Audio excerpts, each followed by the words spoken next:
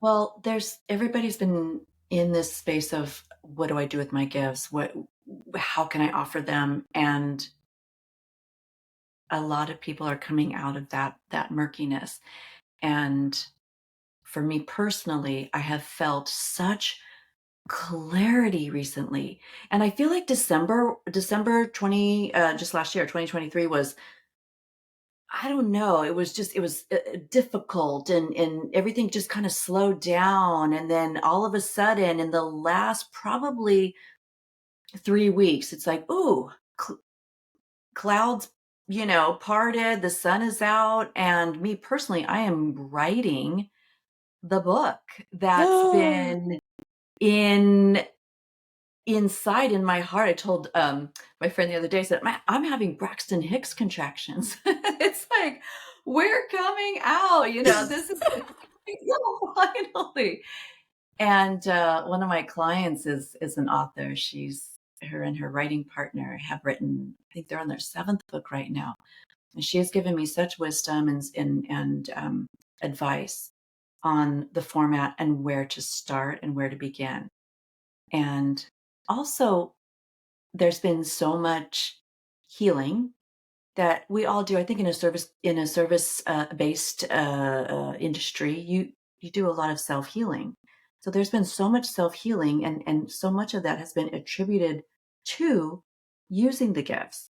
And this book that I'm writing, The Thread of Toby, it starts with the story of how my whole life I was told a story about. I have two dog bites on my face. One is from a little dog when I was 2 that bit me because I was hugging it too tight.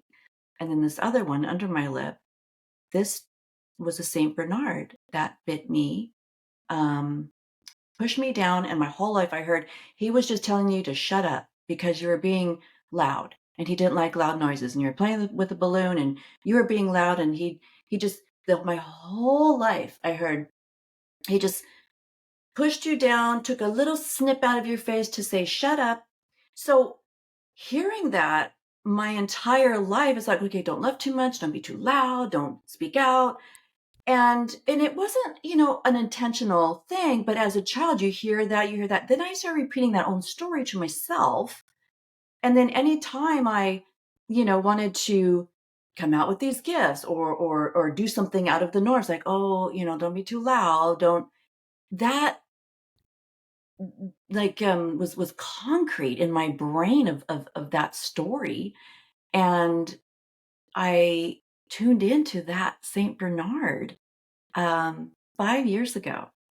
I was sitting at my vanity, Toby's at my feet, I was getting ready, and I looked in my magnification mirrored little, like this 100-time magnification. I'm at that stage in my life. And I was really looking at my scar. And it's a little U and a little like T. And I put my tooth over it. And I realized he never bit me. I bit my own lip when he pushed me down. And I remember, what I remember from that was, um, I hear the sound of him. He was like a 90-pound St. Bernard. I hear the sound. I'm maybe like 7 or 8 years old.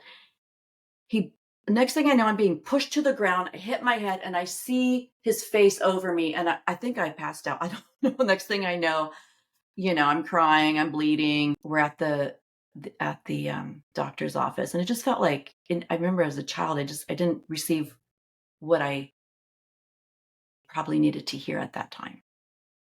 Hmm. I maybe didn't receive the nurturing I may have needed at that time.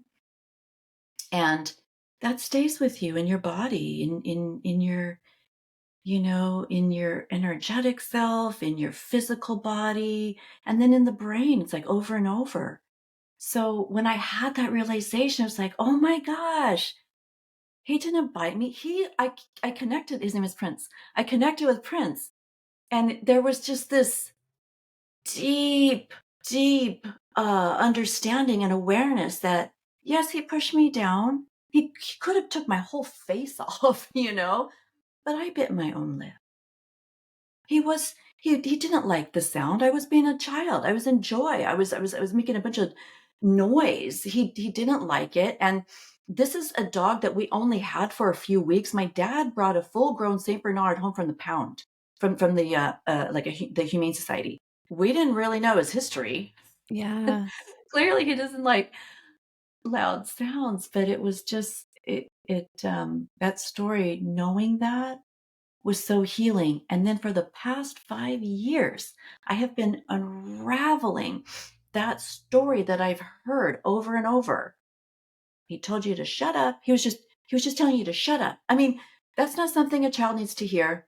And then me repeating that story over and over as I would tell it to other people and then to myself. Oh my gosh. It's just Mm. I was wound so tight in that. And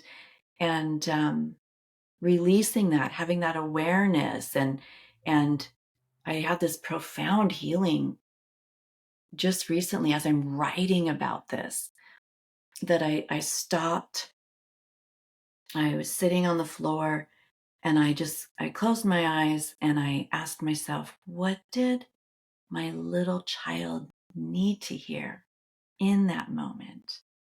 What was she needing? And then I just in meditation just kind of went back and said all the things to her that she needed to hear, and kind of rewriting that story moving forward. Oh my And gosh. That's yeah. beautiful. I didn't know that at all about your scars or Okay. anything. Yeah. Yeah.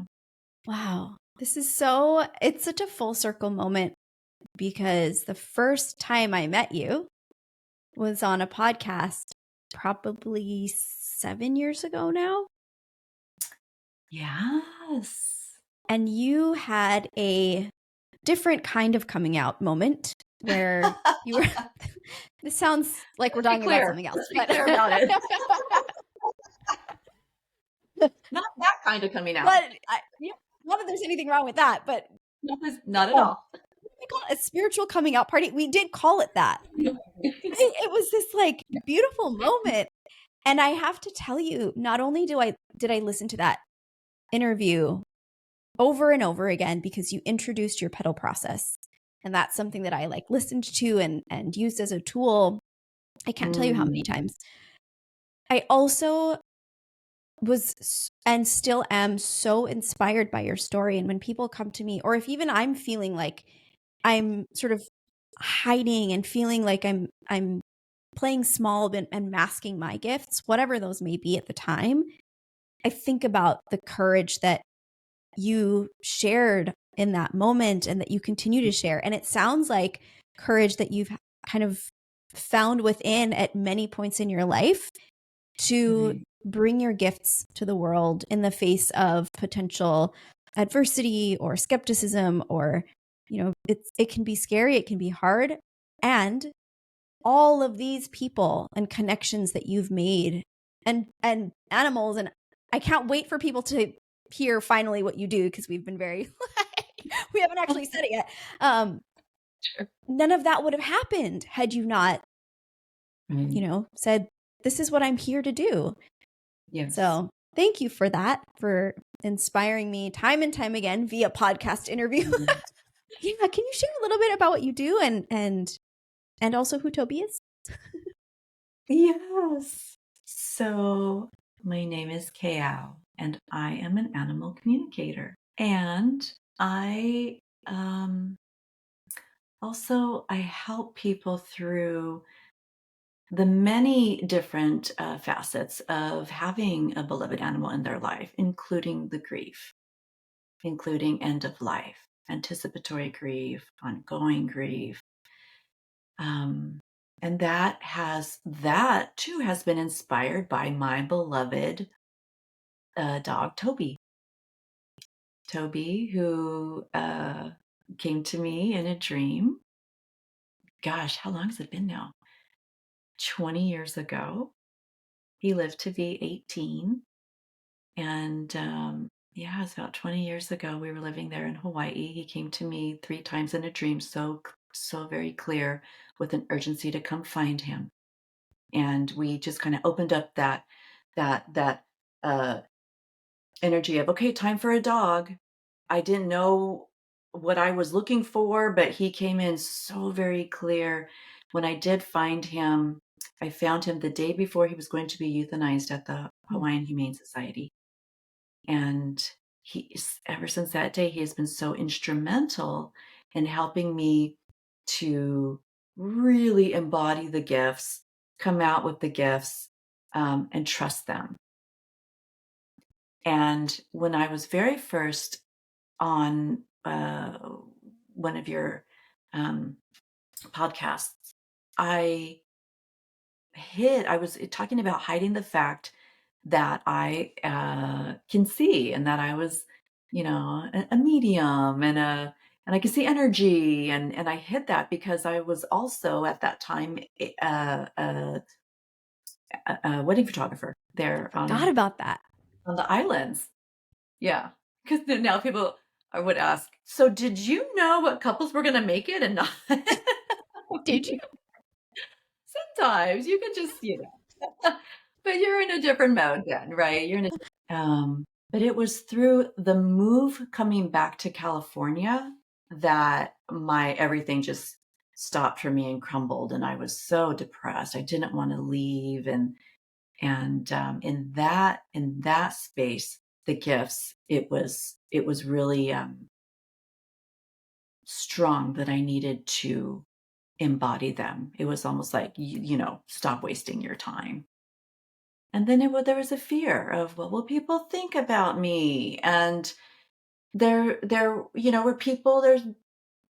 people very close to me in my life that don't agree with what I do, and our relationships have shifted, and that too in itself is healing, and in the sense of being confident and strong in my own knowing of that is their projection and their experience and not mine.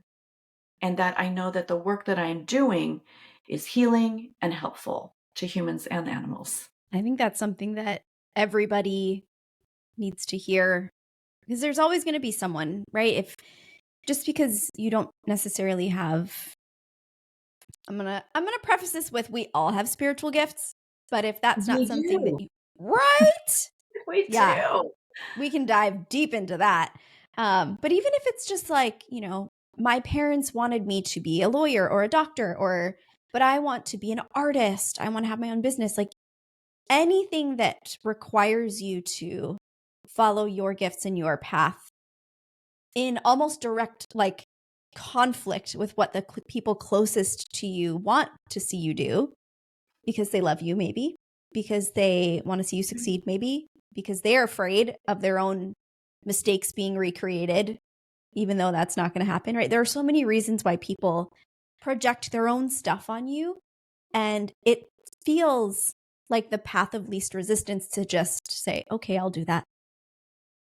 Okay, I'll go to law school. Okay, I'll be an architect. And like, you're screaming at yourself inside. You're unhappy. This happens all the time. All And the so for people time. to hear that, it's okay to own your gifts, to use them, and to be gentle with yourself, right? Because if that's a path that you've been on and you're like, oh my God, that's me. I don't know what to do. Have I gone too far? Am I in too deep? Do I just have to retire and then do the things that I want? Yeah. How would you speak to those people? What would you say? What I realized is your people who love you the most and who want you to do, the thing that, or, be the doctor or the lawyer or whatever, or not be an animal communicator. It's because you have a role, you play a role in their eyes, in the family, in the dynamics, in the relationship. You play a role, and that person is very comfortable with you in that role. Hmm. When you have your realization of, there's more to me, there's more to this role, there's um, gifts that I have that I want to offer, you shift and you change, and it can make the other people in your life who love you uncomfortable. And then that can create friction, and that can create, a disconnect. It is their own perception that is making them feel uncomfortable. And most often, yes, it is done out of love, or maybe their own beliefs, their own belief system. And it can be hard sometimes. It really can be hard. I'm speaking from absolute truth on this and experience. And then that's when you can pause and you can really, feel into yourself. And is this the right thing to do? My biggest thing right now in my life, as I am getting older, is this bringing me joy? If not, I'm reassessing. Why am I doing this? Why am I here? Why am I staying in this space? I am I am not in joy. I am not fulfilled. I am not living my truth. Mm. You're so good So, about that. Yeah. thank you. And I do know we absolutely cannot change anyone else. We can only change ourselves. We are responsible solely for the way we respond to those people that might be, like trying to suppress us. We are solely responsible for that. We are not responsible for other people's actions, only our own. It's advice that we hear often that can be really easy to give. And when you're like, yeah, okay, I know, but, and you said a beautiful example of like thinking about, and this is a conversation I have a lot, and it can be challenging to see it in the not real space yet, where it's like, think of all the people you can help. And you're like, well, am I going to help a lot of people? I don't know yet because I haven't helped them. And, this happens a lot when people are delaying a launch or, Yeah. unsure of what they are going to do or how they should do it or why they should do it, or could do it, I should say. And there's always that sort of like, if I don't do it, if I don't do this, if I delay this any longer, then people are suffering because I'm not able to help them with my gifts. It's something I go through all the time. Yeah. It's like, well, what's another week? Nobody's using it right now. Who's really suffering? They don't even know I'm here, right? But if you think about, so since you've launched your program, what I really want to sort of go back to something that you said, and I don't know if this will take us off track because I do this all the time. I have like 5 things I want to talk about, but really fast. When you say I don't do things that, or I want to do things that bring me joy, and reassess often to make Yeah. sure that those things are in alignment still, because we change as people, we can change. And what you say to me a lot as we work together is, I just want this to be simple. Yes. Whatever we want to do, let's make it simple, right? And Yes. you are such a great example of being able to create spaces and programs and offerings and ways to support those who need what you do with simplicity, with ease. We don't need a complex funnel. We don't need 500,000 recordings before we launch. We need a Zoom link. We need a way for people to learn about you, and we need a way for them to sign up. The rest can come if we need to, right? So I just wanted to acknowledge that from you. And we can talk about that more if you want to. And, thinking about your most recent launch with the Listening Circle, which I'd love for you to share more about, we sort of like massaged this idea for months. And Yes. I look back now and I think everything happens in the right timing. And the people that you're helping seem to now breathe a sigh of relief because they know that this program exists and that you're there to support them. Knowing that and looking back and thinking like, had you just, said, you know what, I don't know about this, let's just scrap it, right?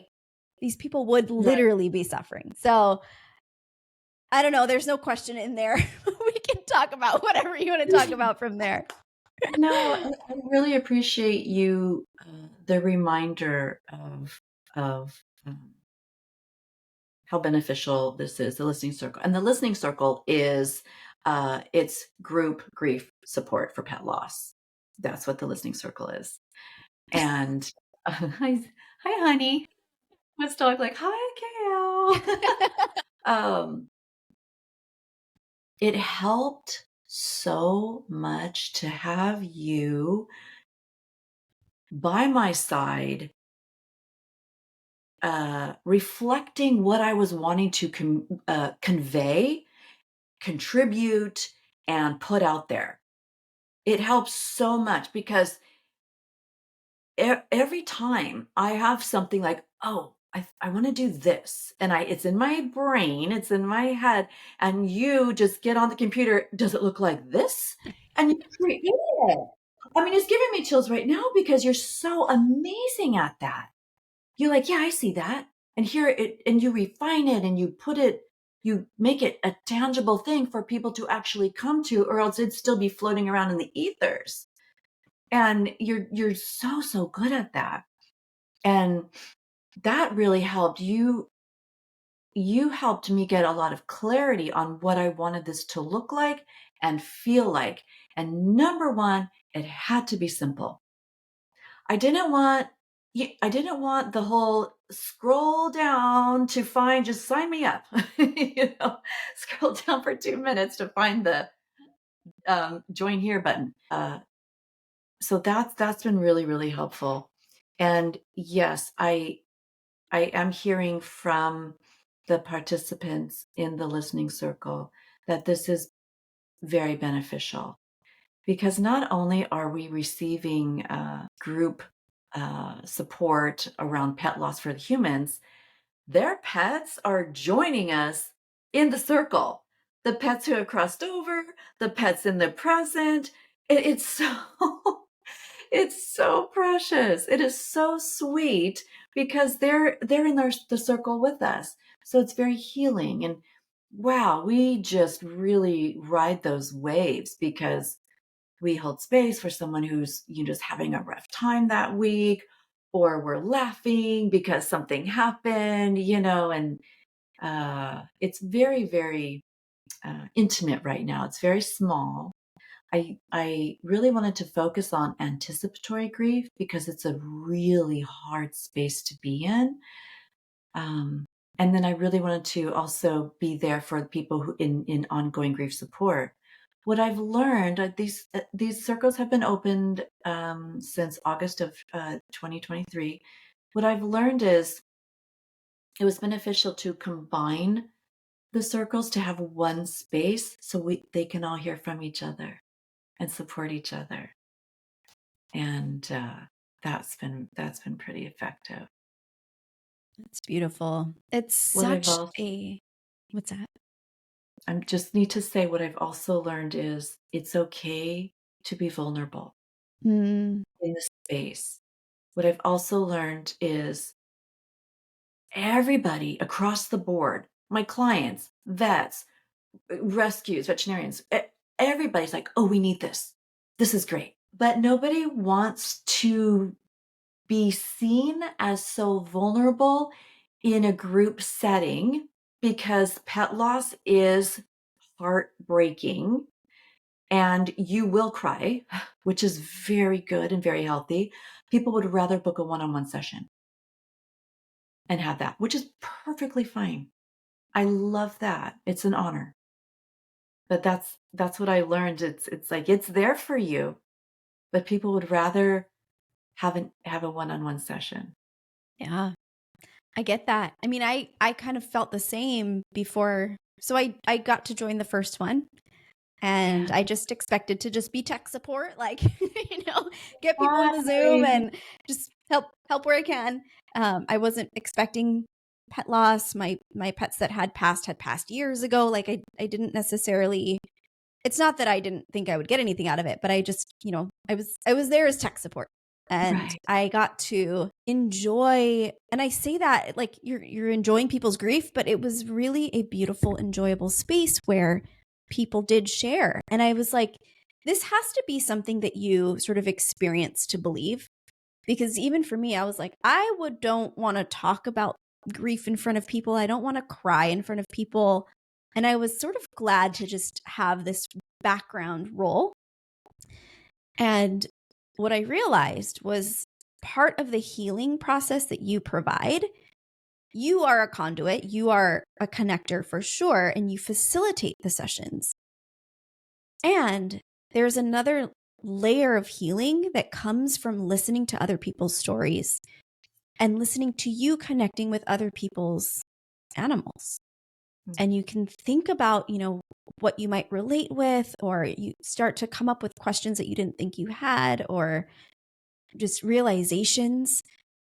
And what's the most or at least for me, what was the most impactful was I think there's a lot of guilt that surrounds the space of pet grief because they can't communicate with us in the way that we communicate with each other. And so we were often like, were they okay? Were they in pain? Did I do everything I could? Or you can almost create stories for yourself that may not be true, right? Just like the dog bite. Like, did I do this? Is this my fault? Right? And so, yeah, it's just from top to bottom, it is just the most wonderful offering. And thank you for having the courage to put it out into the world. Yes, that I was going through it myself with Toby, and it was so hard. It was so hard because everybody, even my veterinarian, looked to me for the when. For the when, how, like in the question, he posed the question, how long are you going to let your friend suffer? You're like, excuse me, bedside No. manner training, please. And then I had to be the one to get the whole family on board. Yeah, there is a lot of guilt that comes with end of life. I do not have I have zero guilt around Toby's passing. I don't have any. I have guilt around, like sometimes the frustration, because he had dementia and he was blind and he was deaf and, sometimes it's like, okay, where do we need to be now? But just really, loved him up, of course. And but he was in kidney failure, heart failure, uh, could barely walk, and I knew it's just it was a really hard choice. I knew he wasn't going to go on his own, and it was that is one of the deepest acts of love you can do for your pet, is to help them cross over, and over out of, I mean, hundreds of sessions I've done, the animal lets the human know, I accept, we make this decision together. I receive the help in helping me. I receive that help. And number one question I get asked after they cross, are they okay? And I always pause to wait for the answer from the animal because there isn't a blanket answer for this. It's a yes, it's an absolute yes, but I wait to see what the animal, is going to say. And they have different feelings that they project upon me because I do connect with the animals who have crossed over as well. And it's always a yes, and I'm at peace, and I'm no longer, feeling the pain, or I'm ongoing seizures, or I'm not, whatever it is, whatever it may be. But you're absolutely right. So many people do experience that guilt. Yeah. That's something we can unravel too. Definitely. Yeah. And the way that you facilitate the connections is really interesting to me too. I think before somebody does a session with you or experiences your gifts, I mean, you have a great Instagram and you do post little clips, which I encourage everybody to go find you on Instagram at love2connect. We'll put that in the show notes. You also posted about the Grammys? Yes. The Oscars? Both? Yes. Both. Both. Super Yes. cool. We can talk about that. Yes. Well, one thing that I don't know, the way that because there's a lot of I think innocent skepticism is what I'll say, right? People are just like, how does this work? I don't understand. I don't have that ability. You might, but we don't let ourselves use it. Right? Juicy. Let's talk about that. Favorite subject. Like, you'll say things like, I'm seeing a visor, like a car visor, like the one that the blocks the sun when you're driving. What? And a woman was like, "Oh my God, I put a little crane." Do you remember this? There's someone that she put like a little crane or something in there Yes. to represent her dog, or there was Yes. something. I was like, "How the heck? There's no way!" Like and it's not like you're like, the dog is saying hello and how are you? You know, and I didn't know what to expect either. And I was like, oh, okay, I get it. It's almost like there's little breadcrumbs and clues, and so yeah, let's talk about that and sort of what that experience is like as a connector, and let's talk about people muting their own gifts. Oh, yes. So the process in how I connect, I want to say, in talking this through with you, and talking about going back to the beginning of, I can see I've always been this way. I'm weird. I'm different. I thought everybody saw the way I did. When I realized they didn't, as a little girl, I was like, oops, shut it down. Wasn't talked about, wasn't cultivated, nothing like that. Then, it was, hey, you get the validation or the confirmation from other people of, yes, that is correct. That is, and that's confidence. There's a sense of really building up your confidence and then trust of what you're receiving, the messages through my coming out as a medium, seer, whatever, animal communicator.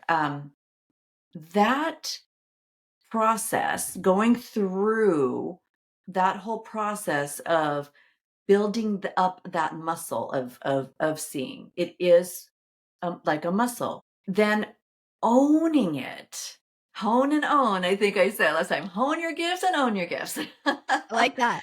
Honing it and owning it, that you start feeling that in the body. Then I created the petal process for people. I read for people first, and I would read through their energy, through their chakras. I could see timelines. I could, kind of remote see energy in the home, and I could feel, what was going on with them. I wasn't like psychically predicting things. It wasn't like that. I was seeing their energy, seeing blocked energy. Then through that, through all the gifts and through all of my journey of what do I call myself now and who am I and what am I doing, the animals were always there. Like, hey, I've got a message for my human.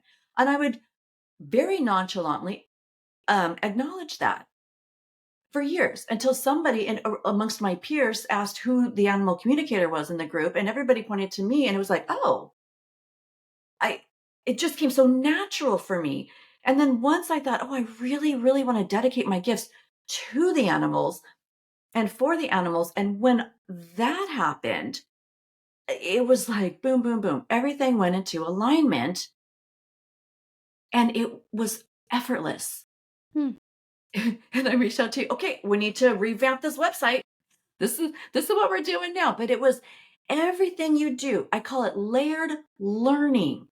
Every workshop, every retreat, every class you take, every experience you have is layered learning to get you to the space, where maybe you're meant to be, or you're aligned to be, or you are in your pure joy. Layered learning. You have to go through all of those experiences to get to where you're at. And so I never set out to learn animal communication. It came very natural. And then I chose not to learn from another animal communicator because I wanted my own process. And it's very unique. And I know, I mean, there are many different ways to connect. For me, I start connecting through their name if it's a domestic animal. I ask for the name of the animal. Names carry a vibration. Mm. Through that, it's like that's how we get the permission from the animal. Then they use all of my physical senses. I feel what they're feeling, emotional and physical. Then I see whatever they're showing, the detail. of, whether it's leaving a little crane in the visor as memento for their beloved that's passed over, or it's, in the present, seeing, I don't know, whatever they need to see about behavior issues. Then going down their timeline, they it's fascinating to me how the animals understand time. They will use years. They will tell us how old they are. They will help us understand, oh, I don't like getting in the car because when I was 4 years old, you got in a car accident. They will bring us down timeline, and um, and then seeing, just forgetting the word for it. Claire Buoyant? something. I'm just forgetting the word because I'm actually seeing voyant, clairvoyant. There's clairvoyant where you actually see.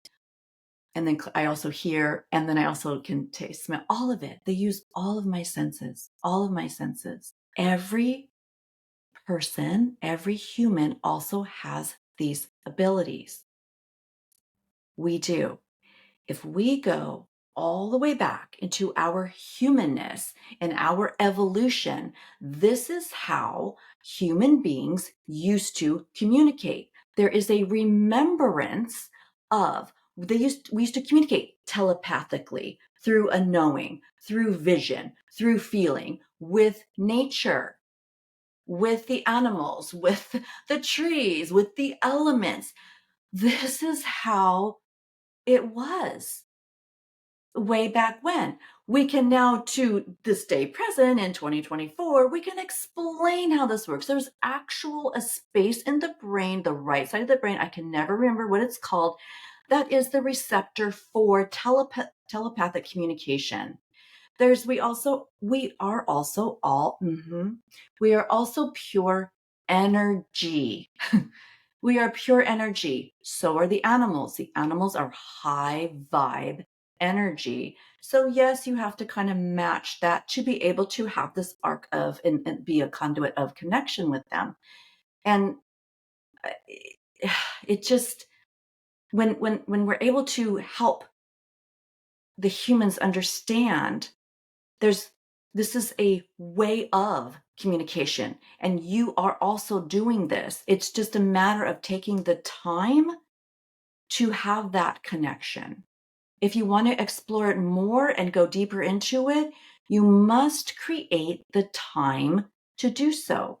And then take the classes, take the courses. I do have a meditation on my website that people can do, and I'm starting to really teach that, and that's going to be another circle soon, because people are asking. They want that. But Awesome. yeah, that's how I do it. I love bringing people, in here with me. And I love during a session when I get to confirm for them, you're already talking to your animals. You're already hearing them, whether they're in the present and they've crossed over. It's all energy. That's so awesome. So we really all just need to hone and own our own gifts. Unless we don't want to. Because is that another thing, right? Like, do you think people don't because they're scared? 100%. Yes. That's the thing is the fear. Fear prevents us from honing and owning. Oh my gosh, fear makes it murky. There's fear of, some people are like, oh, I don't even want to know what my animal's thinking. I don't even want to know what they think of me. You'll filter it for them so they don't have to hear it from literally the horse's mouth. I take pride in my delivery. Let me just say that. I take pride in my human communication. I do. I take pride in the fact that the message is being delivered and received. But there's fear, yes, because again, Pua, we've been told for so long that, oh, that's weird, or this isn't normal, or you can't do that. But it's like, what? We're wired to do this. And especially in this day and age where we have so many other tools that we are connecting through right now, that there's so many tools that can enhance our lives. Absolutely. AI, all the things, we love it. They can enhance our lives. However, let us not remember our own innate gifts and wisdom and our ability for the connection. Yeah. I think this is a very timely message. Mm, Right? good. Yeah. Like for I get so humanity. fired up. I get so fired up because, nobody wants to be like, oh, I can't, I don't, I don't agree with you, and I can't talk to you anymore, and I can't. Nobody wants that. It's just like, hey, I'm okay. Join me here. you know. There's a Yeah, remembrance. That's my biggest message is there's a remembrance of we're all capable of doing this. And your absolutely. animals love it. It really there's this imagery in my mind of tree rings. And when Yeah. you were talking about layered learning and sort of this remembrance of who we are as a tree, the older you get, the more rings you have, Yeah. which matures you, right? There's the old trees with all that bark and all that. There's just so much character. The young, like thin twig, little sprouts that have no rings yet, those don't go away over time. Like the rings that are in the center are still there. It's still, we haven't lost that in us. We just haven't looked at it recently. That's so It's beautiful. That's those so concentric beautiful. circles. And of course, as you're talking, I'm seeing the rings and I'm seeing where there was drought one year. And it's like, It's I'm like seeing, imprinted in us. I'm seeing it. Yes.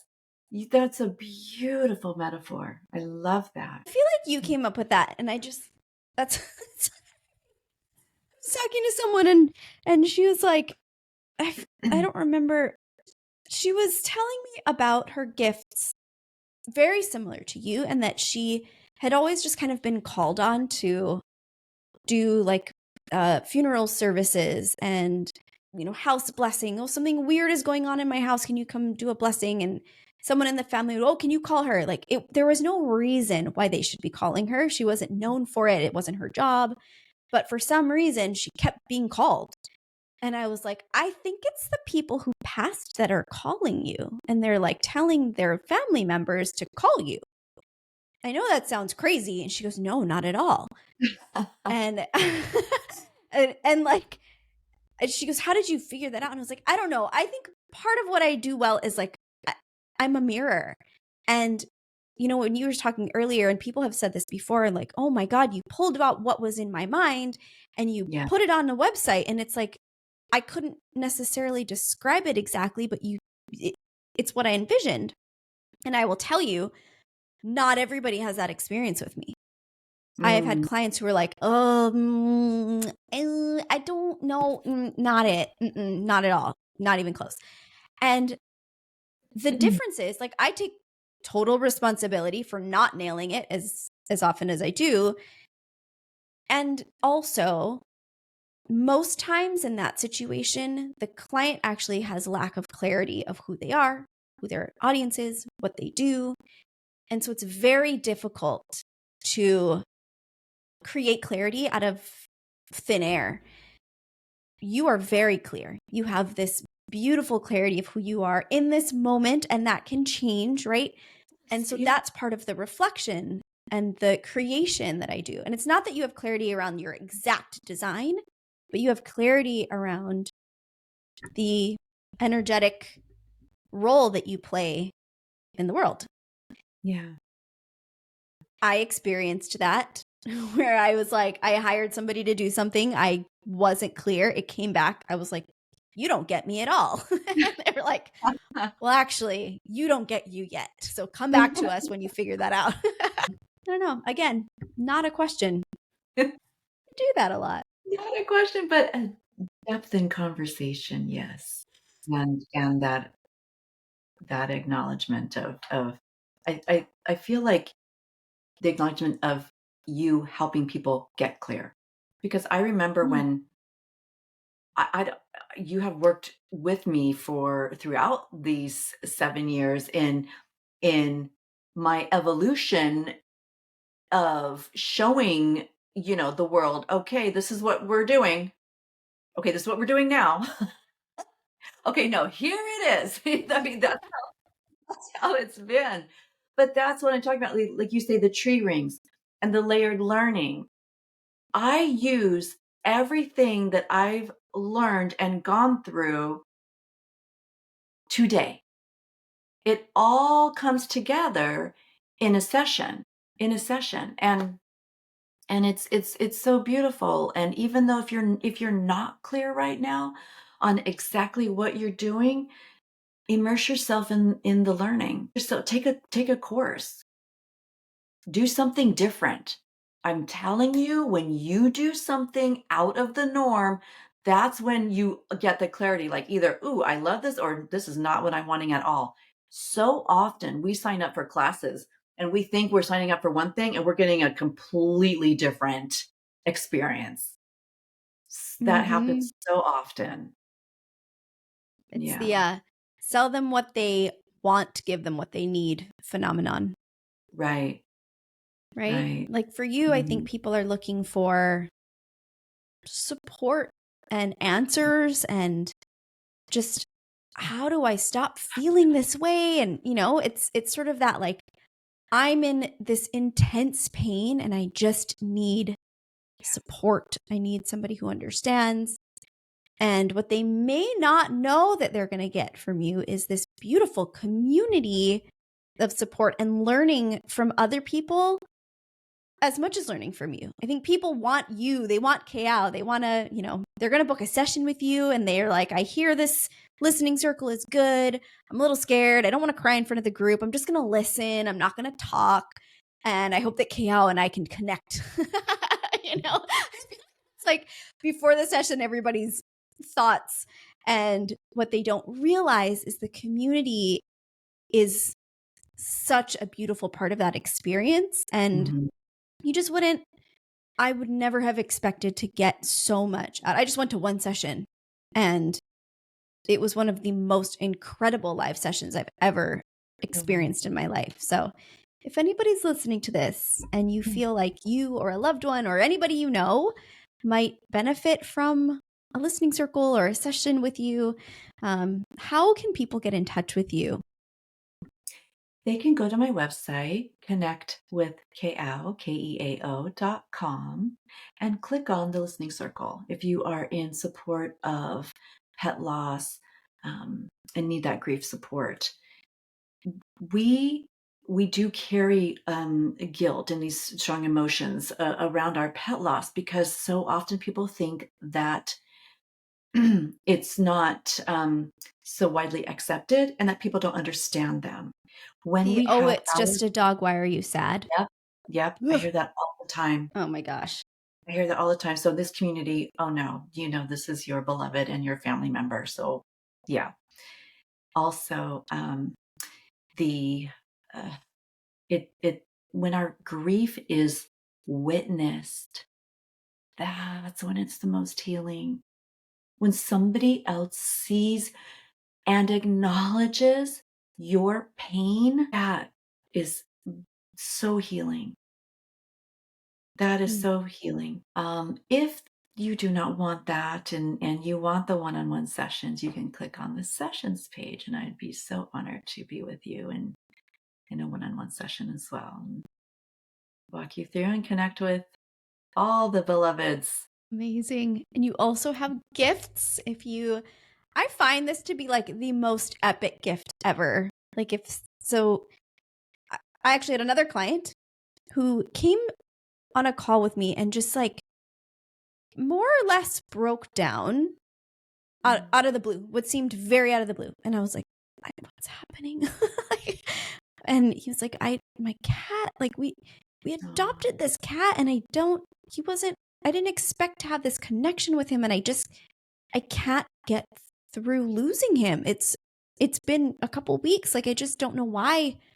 And I was like, "I say no more. I know exactly who to connect you with."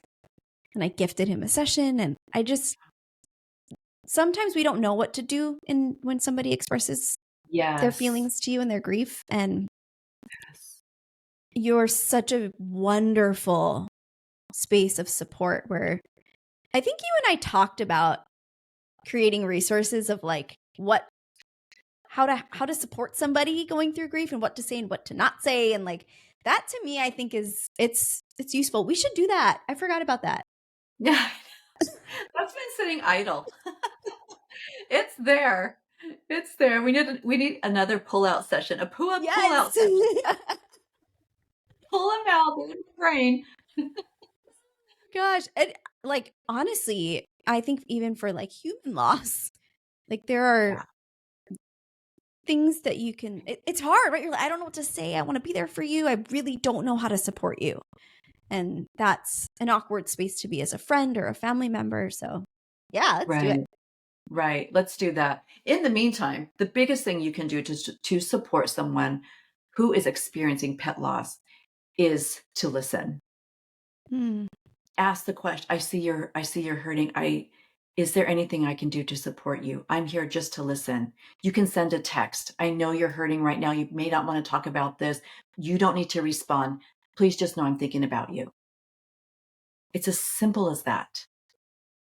It's as simple as that. They may be in such grief. You know, they may not have dinner. Send them a gift certificate for food. Bring them food. No need to respond. Just know I'm thinking about you. Please take care of yourself as well. Yeah. It's very simple. I think, at least for me, I always go to the call if you need anything, or, it's a genuine offer. I'm here if you need anything. Reach out if you need anything. And I hear people often will say, like, I'm not going to reach out even though I need. And I had a friend, actually, her father passed away, and she was like, I thank you. I have a hard time asking for help. Yeah. And she only said it because we're like very, very close. Yeah. But I think a lot of us have a hard time asking for help. I just told someone that this morning. So yeah, that's absolutely really it is. It's so when you're in grief, you don't want to think about other things. A simple task can be overwhelming. And so if you just take it upon yourself to send that text, no need to respond. I'm thinking about you. I sent you, I emailed you a link to get dinner. Or, if you're nearby, I dropped off some food for you. Little things like that go a long way. And then letting the person know that you are there. I'm here anytime. So beautiful. Yeah. Thank you. Yeah. That's such a great tool. And just, it's genuine. It's a beautiful way to help. And it doesn't pressure them to say, like, text me when you need help. Because you're like, I don't know what I need. I'm not going to do it. But thank you. Exactly. Yeah. And there's so many wonderful gifts that you can also send to somebody who is grieving. Aloha, Geraldine Camarillo, who has Aloha Rosale, she makes these wonderful pet talisman. They're just so beautiful, and that would be a wonderful gift to send. I had a dear friend send me a different crystals that support different aspects of grief, and it was so beautiful. The same dear friend brought 5 different kinds of Kleenex boxes, tissue boxes, just didn't know what kind you like. So here's an assortment of tissue paper. It was so sweet. And what a lot of people do is they go to my website and they go to the gifting part of the sessions, and they will gift a session to the grieving friend, loved one. Yeah. Mm-hmm. Amazing. Yeah. We'll link that in the show notes if any of this resonates. And oh my gosh, I just love you. Thank you so much for. Love you, Pua. This is amazing. If it weren't for you I would still be just kind of floating around and telling people from my rooftop about this. So thank you. Thank you, because I also delayed I had this idea, here it is, you saw it, and then I sat on it, and you would check in with me. Are you ready to launch this? No, no, not ready. And then I think at one point, is this dumb? Is this, is, It's like, it's not dumb, but it's people done say, with an N. And so all you have to do is tell people about it. I know, it's like, what, how do I do? I mean, I dragged my feet on it because it was another reminder. Don't speak up. Don't be too loud. It was another reminder. And so you set a date. Okay, we're doing it on this date. And we actually did it on Toby's birthday, which was September 1st. We launched it. And yeah. So That was thank you, magical. Boa. Thank you for giving this sacred space a place to land. Thank you. You do beautiful work in the world. It's an honor to work with you. And thank you for sharing time today. Yay. Thank you.